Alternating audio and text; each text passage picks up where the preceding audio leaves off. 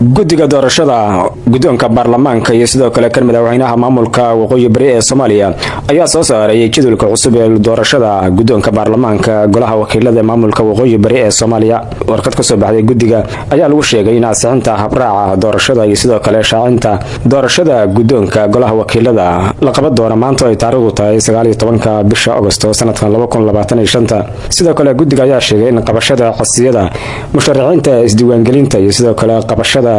khidmadda musharaxiinta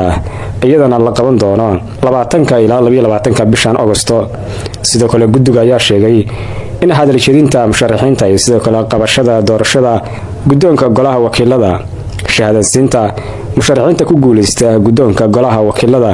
iyo sidoo kale dhaarinta guddoomiyaha iyo labadiisa ku xigeen la qaban doono 23 bishan Agoosto sanadkan 2025 sida ay sheegeen guddiga doorashada guddoonka baarlamaanka iyo sidoo kale madaxweynaha maamulka waqooyi bari ee Soomaaliya. jadwalkan cusub ay soo saareen guddiga doorashada guddoonka baarlamaanka iyo kan madaxweynaha maamulka waqooyi bari ayaa ku soo aadaya iyadoo dhawaan la soo dhameystiray xulitaanka baarlamaanka maamulka waqooyi bari waxaana xildhibaanadana ka kooban 83 xildhibaan lagu dhaariyay magaalada Laascaanood xarunta gobolka Sool.